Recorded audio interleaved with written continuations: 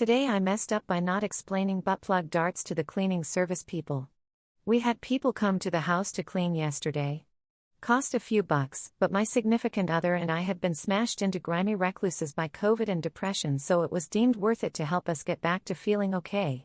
From the service, we had about 4 people show up. They were sweet and I made myself scarce working in the home office, because I hate watching people clean up my own mess. I am so embarrassed just to sit around while people are working hard from my time in the army.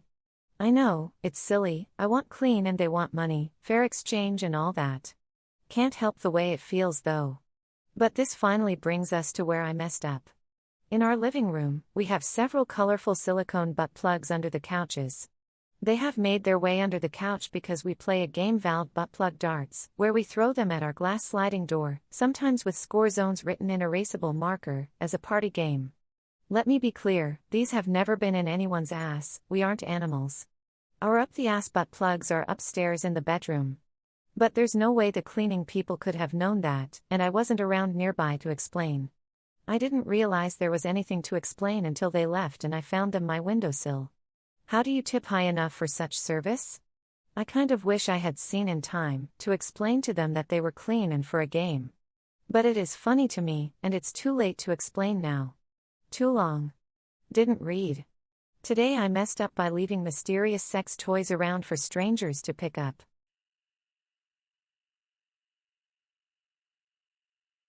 Today I messed up by coming while making eye contact with my girlfriend's dad. As always, this didn't happen today but about 2 or 3 years ago. It was around my senior year of high school, and I was at my girlfriend's house. I would go over to see her at her parents' place on a nearly daily basis because at this point in our relationship, we were both fawning over one another pretty hard. Additionally, we were having sex on quite the regular basis. Kind of like rabbits, if you will. Normally we would hang out during the day and retreat to the basement around 8 or 9, and after her parents had gone to bed, our sex marathons would ensue. On this fated day, however, we got just a little too brave. It was around 2 o'clock in the afternoon, and we had been laying on the couch watching Friends when she started feeling around on me down there. Obviously my hormone-riddled body responded readily to her touch, and before I had the time to mentally prepare myself, she unbuttoned my shorts, tugged them down, and started going to town. To this day, that has to have been one of the best BJs I've ever received.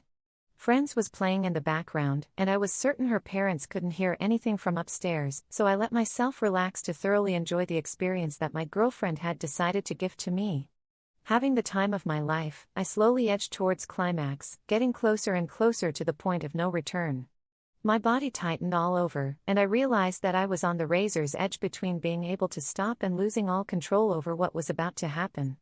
In this precise fucking instant, I heard the door at the top of the stairs kerchunk and swing wide open, its creaky hinges sending a chill all the way down my spine.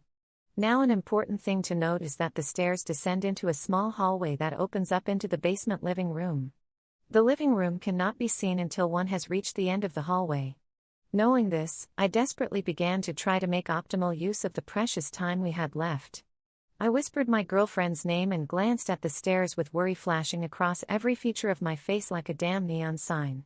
She stopped moving up and down on me, but kept me in her mouth, and turned in order to shift her attention to the stairs. This was the straw that broke the camel's back. Or, to put it more accurately, the suck that busted the nut. Footsteps echoed to us from down the stairs, through the hall, and I realized that I had reached the point of no return. I whispered her name again to try and alert her of what was about to happen, but in an instant, she popped me out of her mouth, tugged my shorts back up, and flopped forward, landing on my chest in a cuddling position in one fluid motion. The most MLG moment of BJ history, to be sure. I was trying desperately, harder than ever before, to revert the process happening within my body. Pressure was building to dangerous levels, for I had never in my life surpassed my limit to this extent. It may have been an entire second that passed, or it may have been less, but her father rounded the corner, and I realized that I either had to come now or I was going to die in a giant explosion of semen. Looking back, I can't say which choice would have been the best to make. Maya's met her father's, and the combination of fear, edging, and immense back pressure resulted in the most intense orgasm I've ever had. I blasted shot after shot into my shorts, quivering under my girlfriend and the blanket and whimpering silently into the side of the couch. "What you guys doing?" he asked harmlessly. My girlfriend responded, "Just watching Friends," as I tried desperately not to look like a man who was coming violently in his shorts. "Don't you ever get tired of that show?" he asked before grabbing a beer from the fridge and returning upstairs. My girlfriend sat up saying that was way too close. I responded feebly with a moan, and she got up asking me what was wrong until she looked down to see that I had fucking ruined my shorts. The entire left leg was sopping. To this day I don't know if he knew that I was coming when he rounded the corner, but I'm guessing that the experience probably made me about 10% gayer.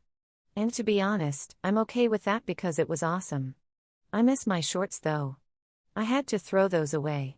Too long. Didn't read. My girlfriend's dad walked in on me receiving a BJ from his daughter, and I came when our eyes met. Yes, it was awkward. No, I don't know if he knows or not because my girlfriend is awesome and reacted quickly, but unfortunately I lost one of my favorite pairs of shorts forever.